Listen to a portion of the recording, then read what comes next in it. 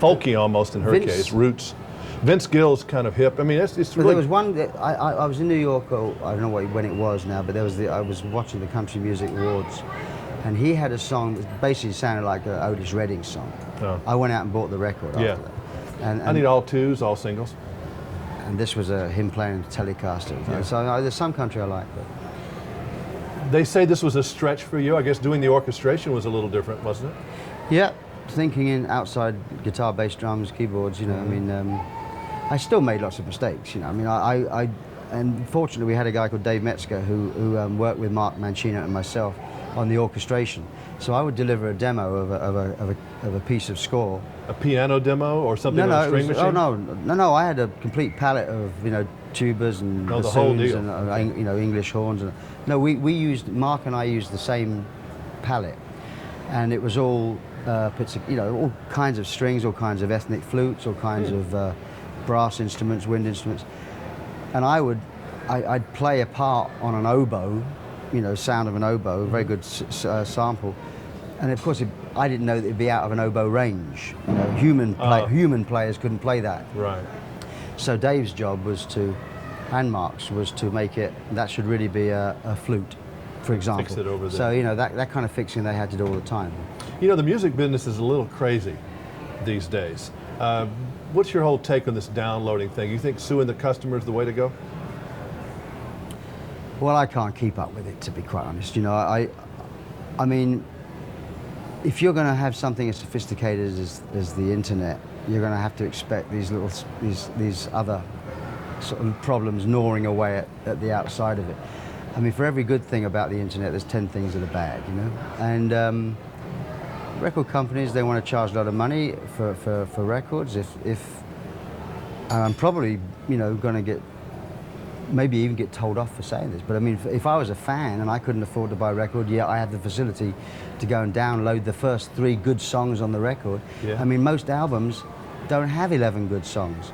They have three or 4 good songs. It's true. That's the reason this is happening. It's not just greed from the fans' point of view. They probably haven't got the money. They want to go and buy the best couple of songs on the record. I can understand it. I don't condone it, but I understand probably cost you a lot of money.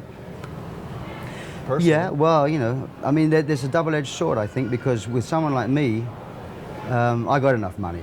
With someone that doesn't have the money, they want their music heard by anybody. Yeah, that's true. They're not so bothered. There's this grey area when you start to become popular and you want to get what's yours. Then most struggling artists were just like any audience. Is it going to be strange when we come now, which we may do within a year, have 2 major record companies and that's all?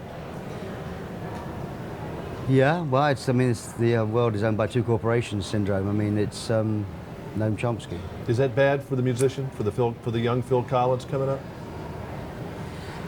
Well, I guess isn't it going to be 2 major owners with a lot of little somewhere with all these subsidiaries, which there will always be the different labels, because in the same way as marketing in a supermarket, there's I buy this. Procter box. and Gamble owns everything, so it's kind of the same thing. But I mean, it is. I guess. I mean, we're talking about a business that I really know nothing about anymore. I mean, I came through it fortunately at a time when if you could play your instrument, wrote good songs, that was enough. When you were this young kid going to see the Hard Day's Night, when it was, I'm so envious of you, by the way, being able to sit in the audience that night. I've been so cool to do that. Did you know anything about the business of music when you were coming up, or you just playing and you watched the checks come through? There wasn't a business. There was no business. I mean, I remember Ray Davis, the Kinks, once saying at a sort of a songwriting awards that he used to wait every 3 months for this check to come through from the writing people, the PRS, the ASCAP people, BMI, that would actually be the check that actually came to the writer. Didn't go anywhere else. Just came to mailbox. And that was the reality of it. I mean, that was that was the business as far as I was concerned. I was just wanting to play. I just wanted to play. You're just back there on the drums, beating the hell out of them, just ready to go. I mean, right? the business. There was no. It was. If anybody go back in time 30 years ago and see what the business was like, or 20 years ago, it was vastly different. And it's still great fun now. It's just that I'm not in that area anymore. This is all sort of starting to happen as I've reached my 50s, and I'm doing something else. I'm now doing this. Disney films, or writing a musical of Tarzan, or just quietly writing my own music at home and seeing if anybody's interested. You know.